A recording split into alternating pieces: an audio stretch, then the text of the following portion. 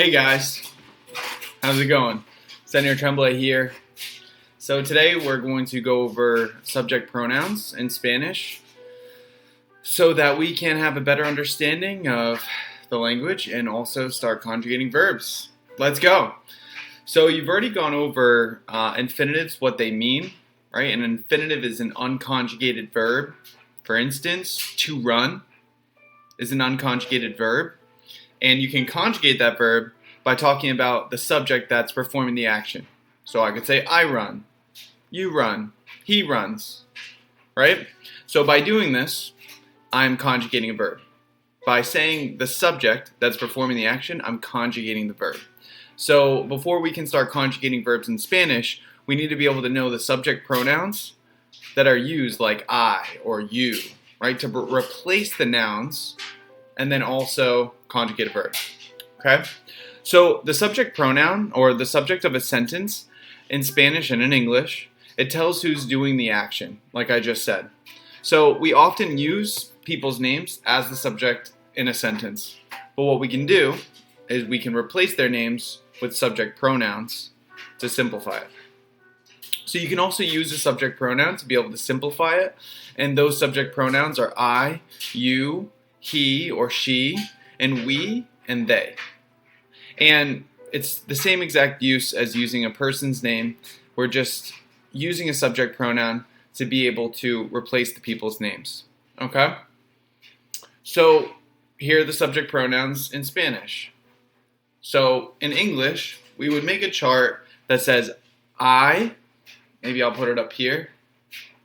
It would be I, you, he or she, we, and they. And the translations for these are yo, tú, él, ella, usted. Usted is the formal you, so they have a formal version of you. Nosotros for we, and ellas, ellos, ustedes. And that would be, the ustedes would be the formal version of you all. Okay? So, like I was saying, the two version, the usted version and then the ustedes version are all going to be you, but they're used differently in Spanish based on English. So we use the subject pronoun to for family members, friends, people your age, people that you associate with on a day-to-day basis. And you would use the usted form if you were saying you to someone like me as your teacher, or another person that's older than you in the faculty if you're from prep, or your parents or your grandmothers, things like that. So in Latin American countries, usted is going to be used more often, and in a country like Spain, it's going to be used less.